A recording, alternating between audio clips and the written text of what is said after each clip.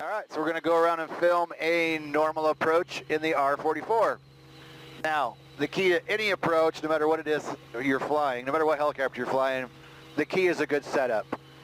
And out of all these different aircraft, I don't do a whole lot different in one than what I do the other. In general, I start my approaches about 60, 65, and then right from the time I start my approach, I'm slowly decreasing the speed all the way in. So the key is a good setup. So right now we're on downwind. I have a nice downwind base and final kind of setup where I know everything's at. I'm going to go ahead, pull full carb heat.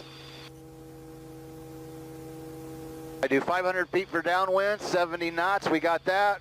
We've got our airspeed, altitude, in trim, everything's nice where we like it. So we're going to go shoot for the numbers 28. I'm almost a beam 28. As soon as I'm at beam 28, I'm going to start slowing the aircraft down. And start a small, very small rate of descent. Now we always do the three things the same at the beginning of a descent. A little bit of down collective, a little bit of right pedal, and a little bit of aft cyclic.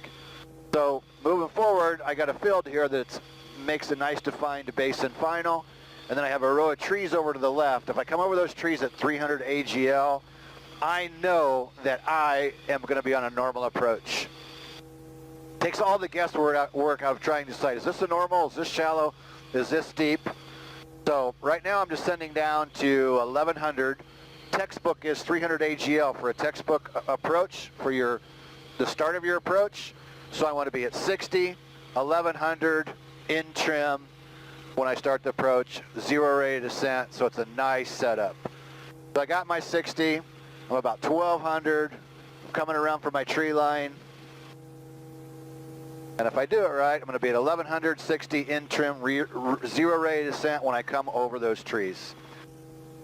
All right, I'm a little slow, so I'm going to pull up a little bit of power, get rid of that descent. There's 1100 feet, get back up to my 60. Now I'm using the compass down to the numbers 28. So there's my numbers, I'm 300 AGL, there's my normal approach. So I'm going to go a little down collective, a little right pedal, a little bit of aft cyclic.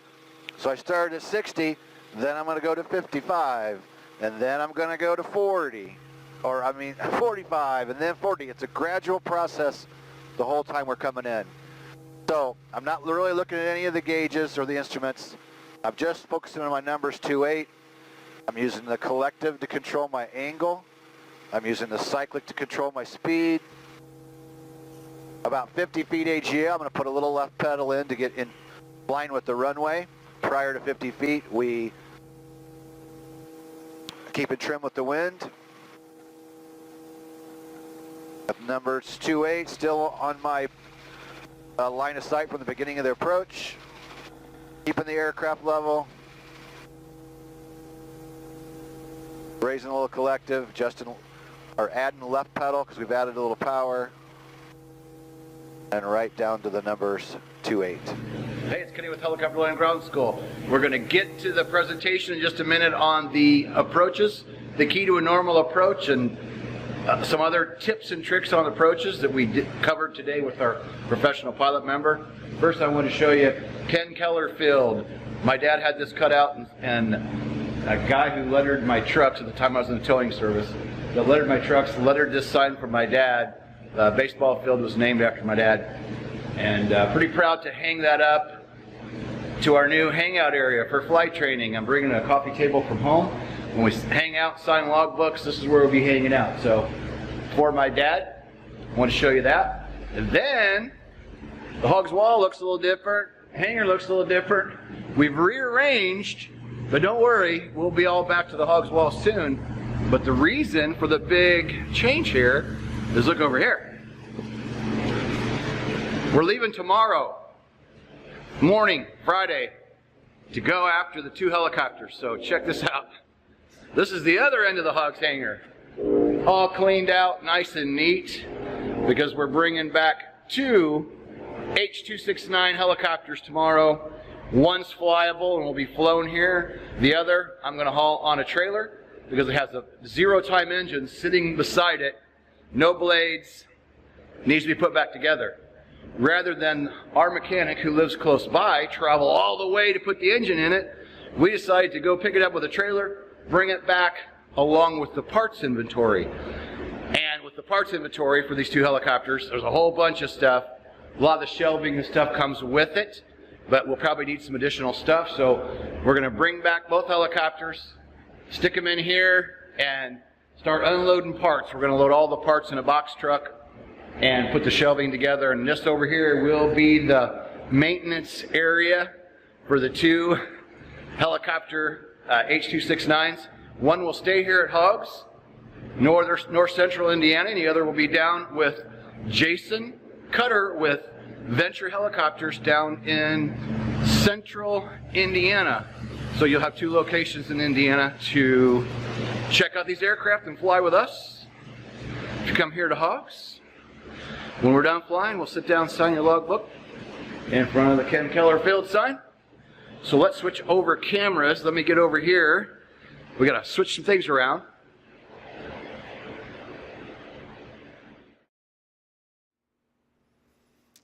All right. So, great one-on-one with our pro pilot member today, and we talked a lot about approaches, and this is good stuff, and he's doing good. I just helped him refine everything a little bit, so we're going to cover that.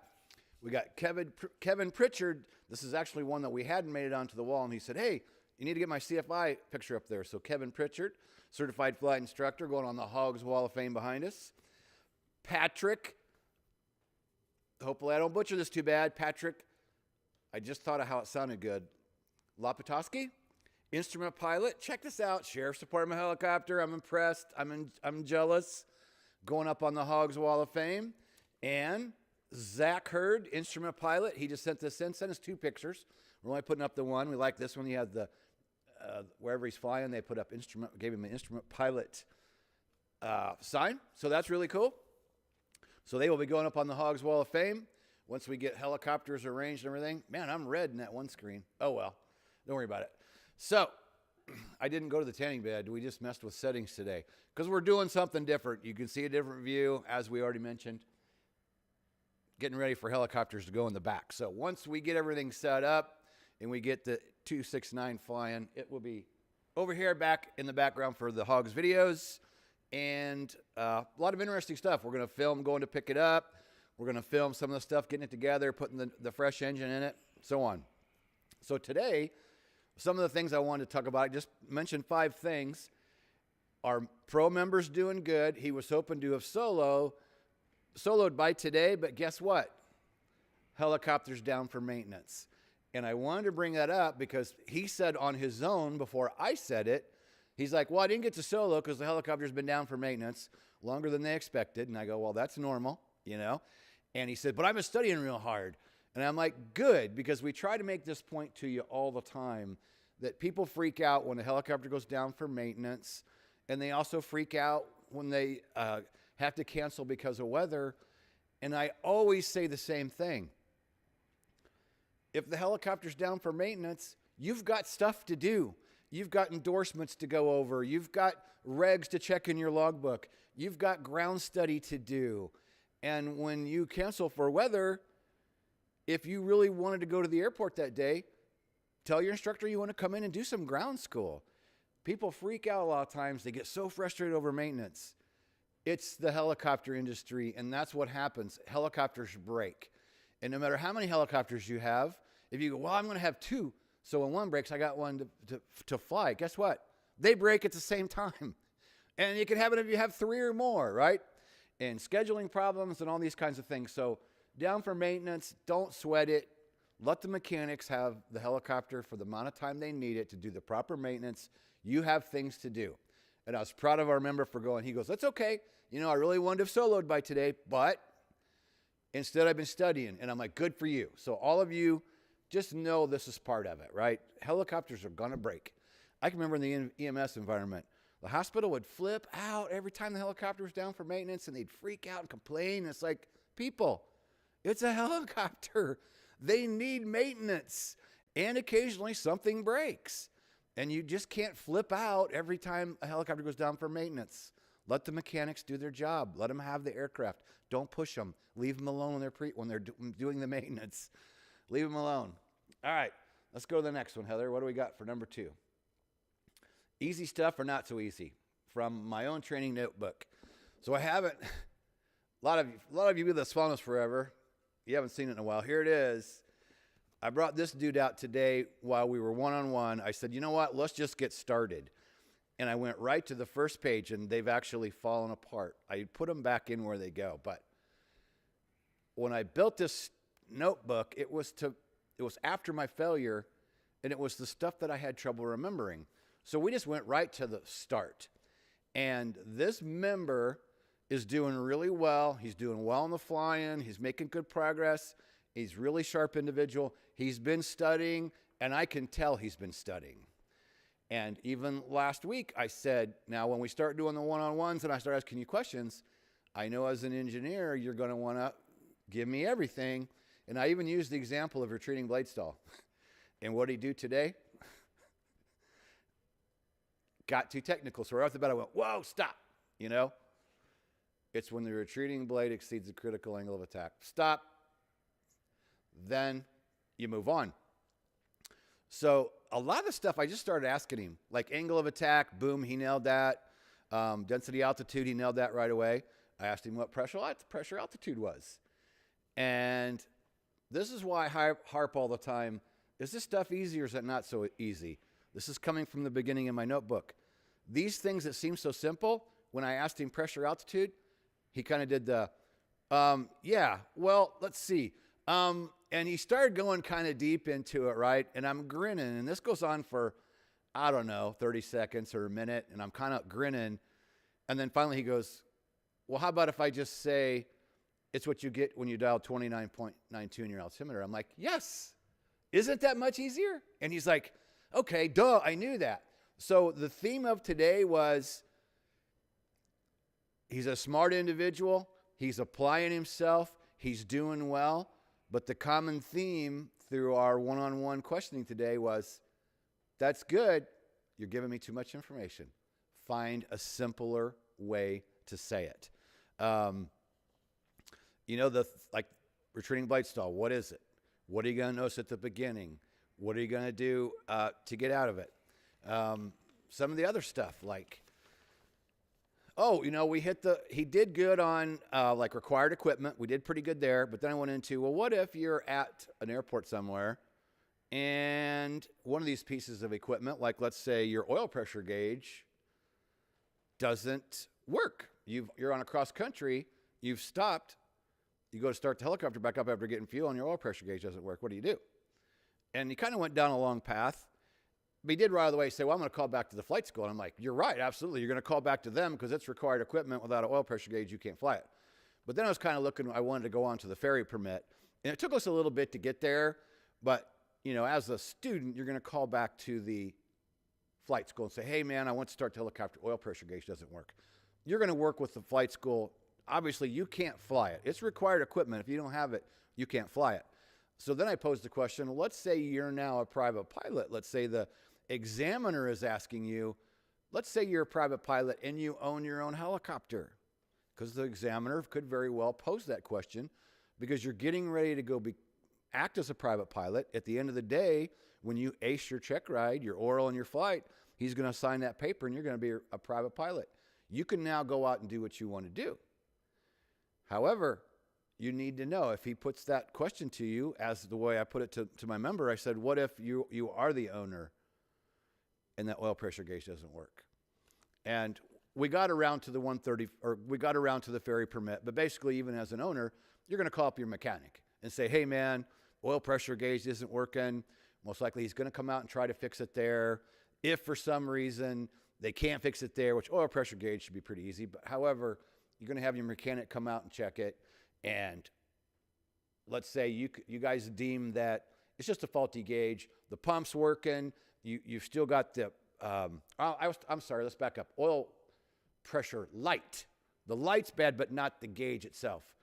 If the mechanic deemed it safe to get it from here back to here to do the work, you could get a ferry permit and you can go online, fill out the information, where you are, who you are, what you want to do. It's a one-time, yes, I can get it from here only to there, but you're going to work with the mechanic and work with the Flight Standards District Office to get that set up so you can get the aircraft move. Every case is going to be different. And we went over, here's a good one, and we'll get to approaches here in a second, but just like right from the very beginning of my notebook, I said, you know, what do you do if you get lost? And he started telling me stuff, but it was really in deep, and it was going in deep, and I'm like, hey, how about the 5 C's? And he's like, he kind of scratched his head, and I'm like, you ever heard of the 5 C's? And he's like, well, I guess I've heard it. I go, okay, so back up. Examiner says, you get lost, what are you going to do? I'm going to use the 5 C's. Oh, yeah? What are the 5 C's? Climb, communicate, confess, comply, conserve. Climb in a helicopter is the first thing you do, because in this case, this gentleman's a fixed-wing pilot. He's used to being up there, thousands of feet, right? That's his experience of flying for years, is at higher altitudes. In a helicopter, we're normally at 500 feet. So I said, if you're flying along at 500 and you get distracted, let's say your GPS quits and you go to your backup chart and you get everything arranged, and in a matter of a couple of minutes, you're lost. You don't know, you know the general vicinity you're at, but you don't know where you are. Just climbing 500 feet, you might go, oh, there's that lake. Oh, there's those railroad tracks. Oh, there's that town I'm looking for. So if you tell the examiner, hey, climb up 500 feet or 1,000 feet, see what you can see. Communicate to whoever you can talk to, a local airport, Unicom, an approach, a tower. Communicate to someone that you're not sure where you're at. Confess. Communicate with them and confess. I've done this. Then comply with what they tell you, and then conserve your fuel. Whatever you might, whatever your settings might be on that particular aircraft for power and speed, to make your fuel last as long as you can make it last. And he knew these things. He wasn't dumb, but I was just saying, memorize the 5 C's. The examiner will love it if you, on the check ride, you go, oh, if I get lost, I'll use the 5 C's. But then stop. And there's an examiner will probably go, oh, the 5 C's, huh? Well, what are those 5 C's? And then you can explain to them. I've used it as simply as I was near an airport. I knew it was outside the city, and fog came in before I got there, and I could see to fly safe, but I wasn't sure where I was at. I called up the Unicom. I said, hey, I'm along this highway. I just saw the water tower. Could you help get me to the airport? And they went, oh, okay, you're going that way. You saw the water tower. Just go another mile, watch for the bridge, turn left, and go a mile or two south, and you'll run right into us. So communicate, climb, confess, comply, conserve. So a lot of things we were hitting today was all stuff in the beginning of my notebook, and it goes back to, is this stuff easy or is it not so easy? These things, and this point came up, why I titled it this way. My member agreed. He goes, I know this stuff when you're not asking me the question, and I said, that's the point. You're at home studying on your own, and you're going over this stuff, and you're going over this stuff. You've got it. You've got it memorized, and you know the material. The moment you are on the other side of a table, an examiner's asking you questions, or in our case, he's in Florida, I'm in Indiana, and we're on a Zoom call, it's still the same pressure. And he's like, I know this stuff, but it just isn't coming out fluid as you're asking me the question. And I said, that's the point. That's why you go over this stuff, and you go over it, and you go over it because we learn through repetition. You want to know it so well that it rolls off your tongue when the examiner asks you, you know? The 5 C's: climb, communicate, confess, comply, conserve. And all this simple stuff that seems so simple, pressure, altitude, density, altitude, all these things, you know, the frequencies for hijack, radio failure, emergency, he got them, but he had to think about them. And I'm like, keep going over this stuff. This is how you excel in a check ride versus just pass, right? The examiner wants you at the private pilot level, and you can pass at the private pilot level with you kind of stumbling around and having some problems, but why not go the extra mile to really hammer this knowledge and go over it and go over it, because you'll be impressed when you smoke the check ride, and your examiner's going to be impressed. And so many people have said, man, I went in the Hogs Wall of Fame back there. The people tell us they've been through the video the whole video course 2 or 3 times, and they've studied on their own, and they've done one-on-one with their instructor. You get good at this stuff by going over it and over it and over it, And don't overlook the easy stuff. I say this all the time. You always worry about the complicated, and then you get tripped up on a check ride when you're sitting there across from the examiner and you're stumbling on density, altitude, pressure, altitude. And I told my member today, my first CFI ever, he was an airplane, or my first private pilot ever add-on, airplane CFI. The guy knew his stuff, man. He was awesome. He went to the check ride. He couldn't figure pressure, altitude by hand, and he failed. Because you have to be able to figure pressure, altitude. And when he couldn't do it, he couldn't use the chart in the R22 POH. And the examiner said, dude, I can't, if you can't figure your pressure, altitude, you can't manipulate the chart, and therefore I can't pass you. So don't overlook the easy stuff. All right, so let's go to the approaches.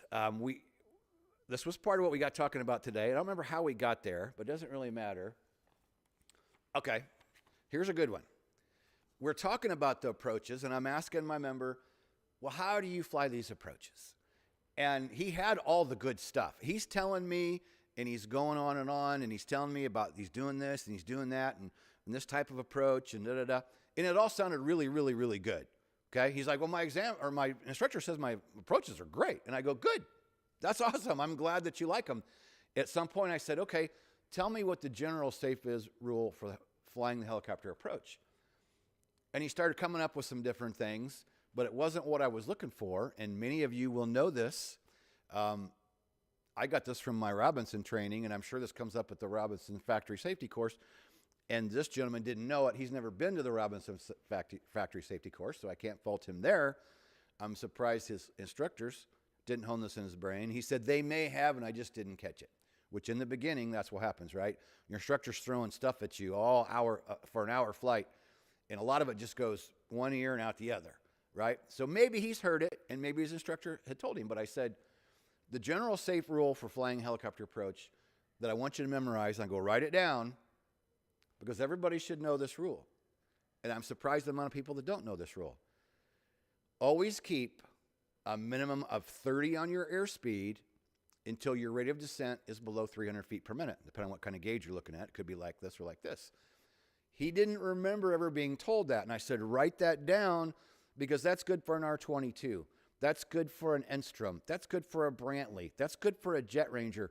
That's good for any helicopter. And he questioned me. He goes, well, what about ETL? I thought that's part of the, I go, well, ETL is part of the selling of power and vortex ring thing that you're trying to avoid. The reason that they use 30 in that keep 30 on your airspeed until your rate of descent is below 300 is because they've built a fudge factor into that, right? And the different things we were talking about, I said, there's two numbers you should always remember.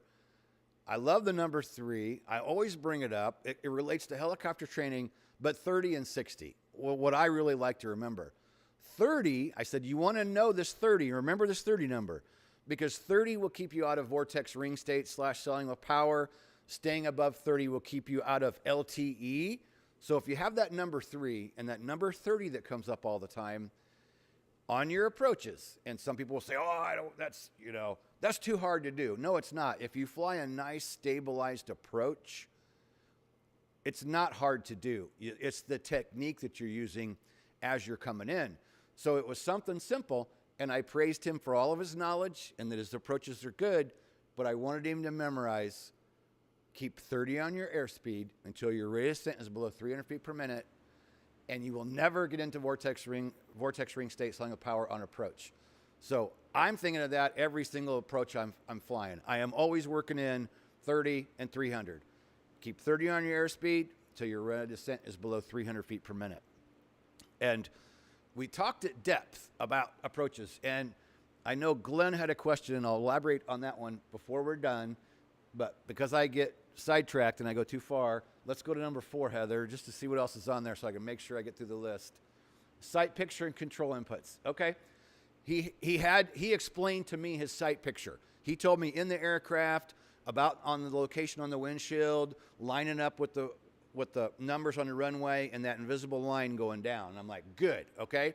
Because I'm surprised at how many people, they're close to their check ride and they're going, Kenny, I'm screwing up my approaches. I still don't understand the sight picture. And I'm like, sight picture, you have to get it from the very beginning. So he had it, and he knew what he was talking about, and I was like, good.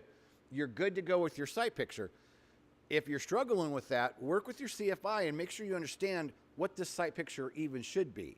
And he knew the 5, 10, 15 degrees for the type of approaches, which is great. You need to know that, but you need to know how it looks in the aircraft so that you can fly that approach the same way every time. He had I always need 300 to start my approach. That's what my instructor taught me. I'm like, good. Your instructor's teaching you a minimum of 300 before you start that approach. This is why I normally put my thing on airplane mode before we go live, because people start ringing your phone and you lose track of what you're talking about. So, what was I talking about? The 300. Oh, so he's got that down. I know the 300 at the beginning of my approach. I'm like, perfect. That's textbook for setting up an approach. And I said, have you ever heard of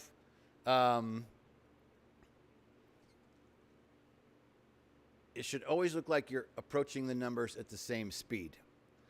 This is what a Vietnam era pilot taught me at the very beginning that I hadn't heard until I flew with him. I'm probably around 300 hours.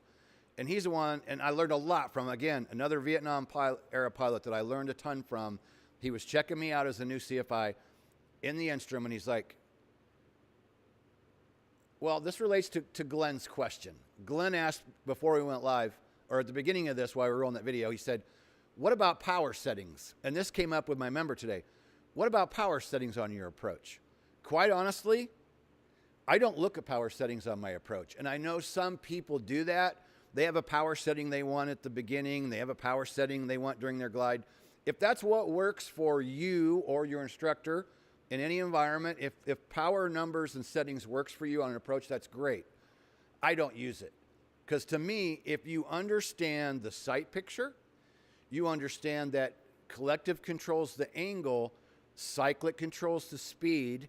If you understand the sight picture, and if you understand that you want to always be slowing down from the beginning of the approach, clear down to the end of the approach, if it's a gradual slowdown from 60 to 50 to 40 to 30 to 20 to 10, as you're coming in, that helps keep you at that, the 30 and 300 we talked about. It makes it nice and smooth. I don't need to look at my manifold pressure setting. That changes through the day, right? Changes on the amount of fuel you got on board. So to me, I never really was big on using numbers, because if you understand the way the approach should look, you can be. Again, I'm not taking away from somebody that does this differently, but for me, if I understand the sight picture, I know where to start. I know collective controls angle, cyclic controls the speed. I know it should look like I'm always approaching those numbers at the same speed, because you're starting fast. As you come in, you're going to be slower, and you're going to be slower, and you're going to be slower. So it always looks like you're approaching those numbers at the same speed. So those are some of the things that we talked about. Again, he has great knowledge. I was just honing in some of the control inputs, the sight picture. All these things are very important. And so he was doing well on his descriptions, telling me the way he does it. And I said, here's one other thing. Tell me if you do this or not. And the answer was no. And here's what I do, and I've been teaching this for years, and it's in our videos in the Hogs course. If I'm going to use 60 for my approach, which I want to add, I told him today, 30, the number 3 comes up, 30 comes up, 60 comes up. If you use 60 as 30 and 30 make 60, 60 is always a great speed for about any aircraft, training or otherwise, to use as what's a good minimum speed to have while you're going around your confined area. 60. It works in a Robinson, works in an Enstrom, works in a Jet Ranger. It works in a lot of helicopters. So the beauty of the number 3 and 30 makes 60. 60 is a good number that you can use for your approaches. And some aircraft you might be doing 50 on approach. You might be doing 70 on approach. Depends on you and your aircraft and the POH. But 60 is a good general number to use. Losing my train of thought again here. Again, so if you're going to start at 60, he was telling me how, I have that 60, and I'm getting it all set up good, and then I start flying it down. And I said, do you ever think about entering a little bit faster, like 62 or 65. And he was like, no, I don't ever do that. And I go, here's the one little trick. If you want to fly your approach at 60, be a little faster than 60 before you start that approach. Here's the trick. Let's just use the example of you want to fly 60 all the way down. If you're about 65, when you enter that good sight picture and you got everything where you want it, when you go down collective right pedal aft cyclic, as we do every time we start that approach, if you go just a nice little gentle pull back, I call that setting your speed. Because if you don't, some people will go, they're right at 60, so as soon as they go down collective right pedal aft cyclic, they pull the aft cyclic back just a little bit. Now they're at 55. And then they go, oh, I'm at 55. Back forward. And then they speed up. And then they go, oh, I'm too fast. And then they do this. So it gets that seesaw effect going in because you I'm not saying you screwed it up, but by the nature of going aft cyclic at the beginning of the approach, if you're at your target speed for your glide at the entry, you're going to be just a hair slow. And then you end up chasing everything down. So back to Glenn's question and everything we're talking about, that's why to me that nice slow approach, understanding collective controls the angle, cyclic controls the speed, you know how it should look on the windshield, you know how it should look going down, you know it should be, you're approaching that, it's going to keep, because you're slowing down, it always looks like you're approaching that at the same speed. I think I've covered everything I want to talk on that. And we'll go see if there's any questions when we get done here. Number 5, what we got is 5, Heather. Oh, aft cyclic at the beginning of the approach. Finishing touch. And he was grinning when I told him, I go, see, you're good. And what your instructor's been teaching you is good, and I'm happy that your approaches are nice. Guess what? I just gave you a little golden nugget that will help you put the finishing touch on already a nice approach that you're already flying. This will help make that touch, that finishing little golden nugget. It works. It's, again, calling set your speed. I just like to be 62, 64, whatever. Just a little bit faster than your target speed. So you go down collective right pedal and a little bit of aft cyclic.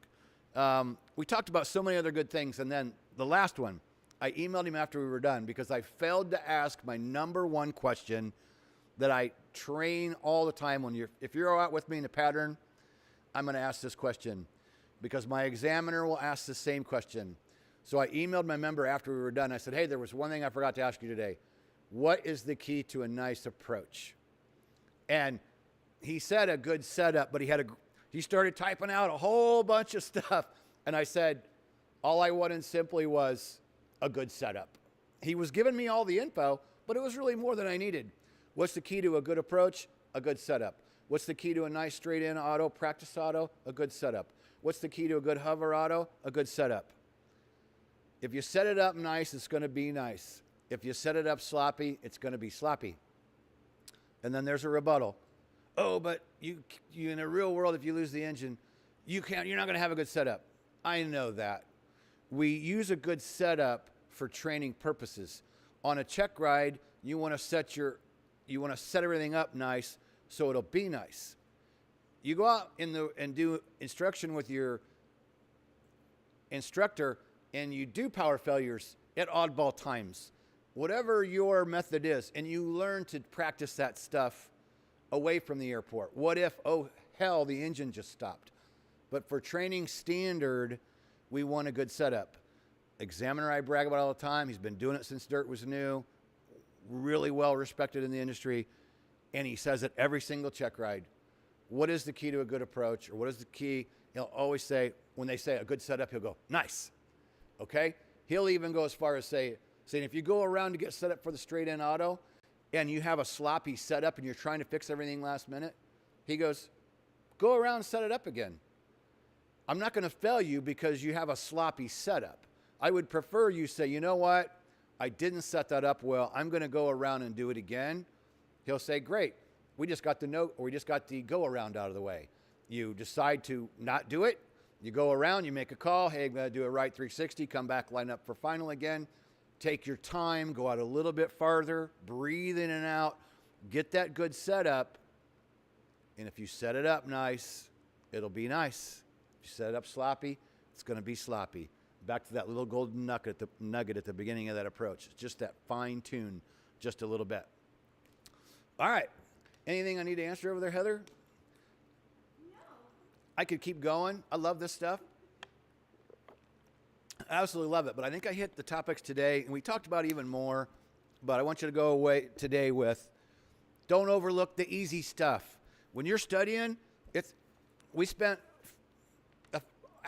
our 1 hour went over, and it was all the beginning easy stuff. All the things that you go, oh, I'm not worried about that.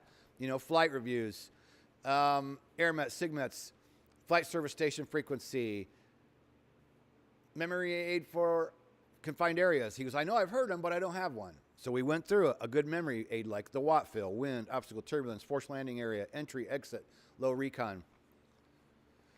Don't overlook the small stuff, people.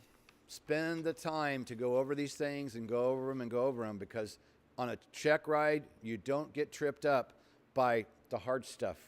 You get tripped up over the easy stuff that you probably overlooked. Brian hits all that in the Private Pilot Study Guide right in the beginning, certificates and documents. I just made fresh videos on those inside the Private Pilot section of Ground School.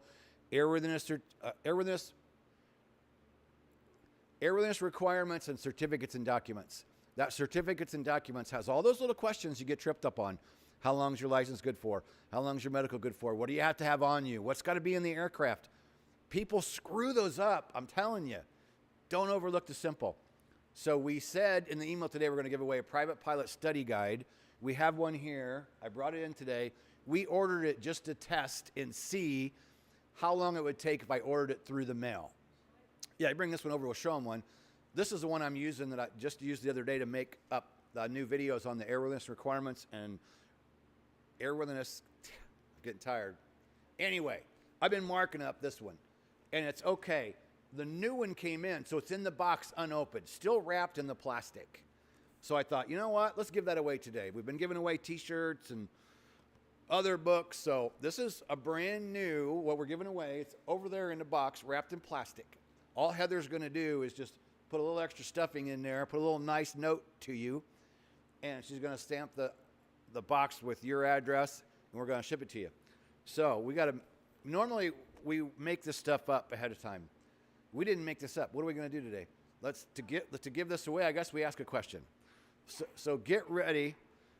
Let's go back to certificates and documents. Let's do that because I'm telling you, people, I did my December of last year, I went and did a renewal CFI check ride. And I didn't go back and refresh this stuff. And my examiner buddy, who I go in there being cocky, oh, you know, I'm Captain Keller. I'll breeze through this stuff. Brian laughed and goes, wouldn't you like to have had this before you went for your CFI renewal? And I'm like, dude, if I'd have had this, I would have read this damn thing for sure before going to my CFI renewal just to refresh my memory because we all think that we're badasses and, oh, I'm a CFI. I know all this stuff. You know what? You don't, you let this knowledge slip. And it's easy to be sitting across from the examiner. I was struggling on the basic easy stuff. We already ask the night questions like last time? We did, didn't we? I think we did.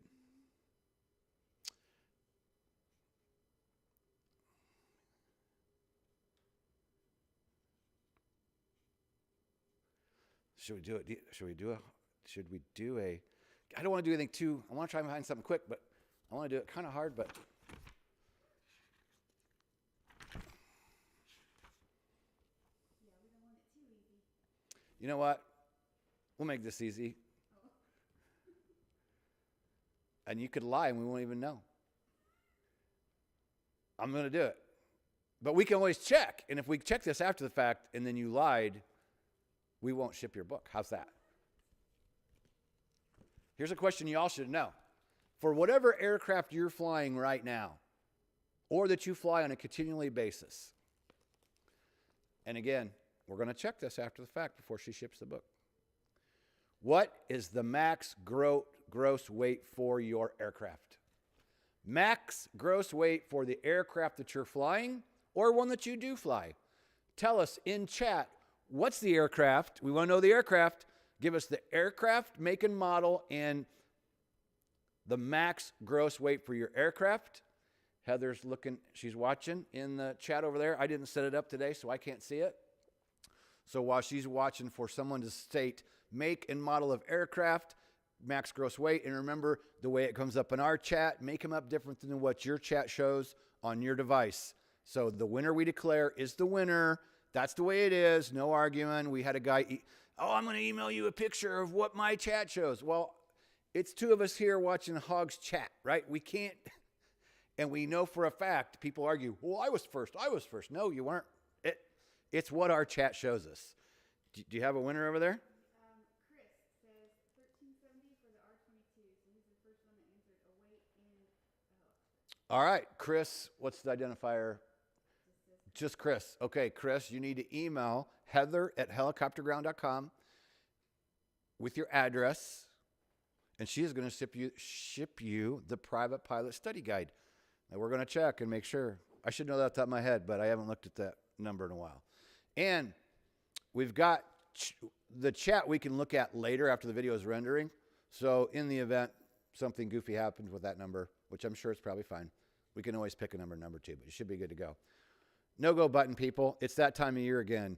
Now we're having wind, fog, freezing rain. We had 2 or 3 inches of snow the other night. I'm going to do a video soon on some stats on inadvertent IMC and some stats on like who gets killed, what type of environment, what kind of hours, some different things. And this is something I saw in an email the other day from the FAA, and it was I shouldn't call this not a cool subject, but the FAA has got an advisory on it that I read through, and I'm like, you know what, that's a really good review. So we're going to do that here soon. We're going to do a video on avoiding IMC, some of the stats that hopefully may or may not surprise you about people that lose their lives flying into the clouds, following the map on your GPS, but not paying attention to flying that line right in the side of a mountain. Good weather decisions. Making good weather decisions. Now you got to worry about snow. If you're one of those people like us that all of a sudden you have to worry about landing in snow, have you reviewed your procedure for landing in snow? I've got some good video of us landing in snow I could use and make up a presentation. Maybe we'll do that next time. And there are different methods depending on who you are and where in your world there you are. Your company, your flight school probably has a way they want you to land in snow. So I'm not going to go into that right now. You make good weather decisions, stay on the ground, and don't lose your life. When you pass your check ride, we send you the no-go button. We're getting ready to order another round of these. We've given away almost 100 of these now. And Heather's shown me how she puts in the box, please send us a picture or a short video. She showed it to me to prove that very few of you have sent us a picture of the no-go button. We'd like to hear about it. We'd like to see a quick picture. The idea is you make a decision to stay on the ground and not lose your life. And when you stay on the ground and you go, man, I want to go. My wife wants me home, but I know the weather sucks, and if I go, I'm taking a risk. You say, nope, I'm not going to go. Live to fly another day. Helicopterground.com. There's your little treat. You can feel good when you hit that button and you go, you know what? The right thing to do is stay on the ground. Live to fly another day. Helicopterground.com. Zach has his on the way shortly. Heather will be shipping this out if you haven't already. It's shipped. His on his way.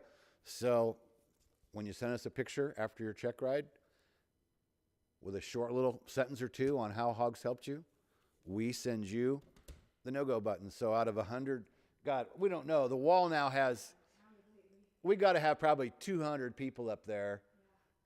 100, almost 100 of those people have no-go buttons sitting at home. And that's just who sends in the pictures. Exactly. So anything I need to address before we go? Montrose asks, can you do a session or topic of what things a fellow off the street can start studying before he starts training? What do you start studying before you start training? Helicopter Flying Handbook. That's the Helicopter Bible. There, you can get it for free. FAA.gov. You can download a free PDF, or you can order it from Sporties or Amazon. $15, $20. That's the cheapest way, and it's information that you're going to get that's good information because we base our training, all of our training, on the Helicopter Flying Handbook. and the FAA bases, questions they ask on the helicopter flying handbook. And something else, we are currently updating all of our written test prep. And one of our members, Michael Worth, Hog Superfan, almost always here in the chat. I've taken him on as a part-time Hogs employee, and because he just did his CFI written test and FOI test, he's going through and updating the written test prep for our CFI course. At the end of our CFI course, we have written test prep that is available for FAA Wings credit. Since he just took those tests, he wanted to do those first. And I said, go for it, because that stuff is fresh in your mind. And as he's updating those questions, he actually set it to randomize, so that each time you take it, it'll throw them into a different number, which is good. We didn't have it set that way before. It stayed the same. So not only are we updating the FAA questions to what's current in the CFI course, they're set on random.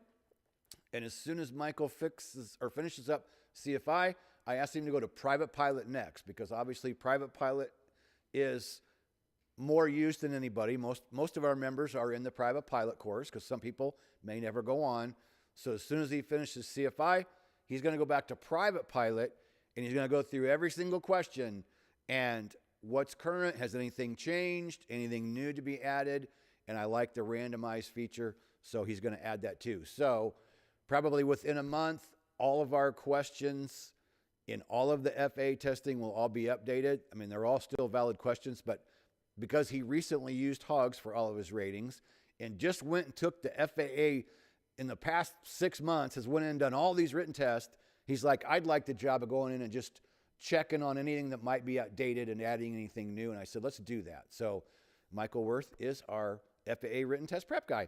So we're getting all of those updated in the site. And it's important to remember, we have written test prep for private, commercial, instrument, and certified flight instructor. So you can go through the videos, you can test your knowledge, and those videos report to the FAA, or those written tests. This is how we get our FAA Wings accreditation. So if you use our written test prep, know that everything's being updated, and you can get credit. We have a little computer up here that reports every day to the FAA. So if you're using FAA Wings credit, with many people are, our computer reports. Our site is hooked up with the FAA. We just had a guy today that was talking to Heather and Daniel about membership. He's like, well, are you really a real ground school? And we're like, yeah, we're kind of a real ground school. That's why we have FAA written test prep, and that's why it's authorized through the FAA to give you Wings credit. We are an official ground school. Yes. All right. I bet we're about to lose power on our battery on our camera. So I'm going to sign off. Thanks, everybody, for tuning in. Next week is Thanksgiving, so I will not be here going live on Wednesday. Let's do Wednesday next week. We'll go live because we rescheduled my members session for next Wednesday. He's like, well, I'm at home on Thursday. Let's do Thursday. And I'm like, I'm going to my sister's with my daughter. I need the day off. So Wednesday, we'll plan on going live again. And hopefully, maybe my new pro member had been soloed, and we'll talk about whatever comes up next, along with that FAA thing I talked about, and some snow landing stuff too. We'll talk about that. All right, thanks everybody for tuning in. Peace out.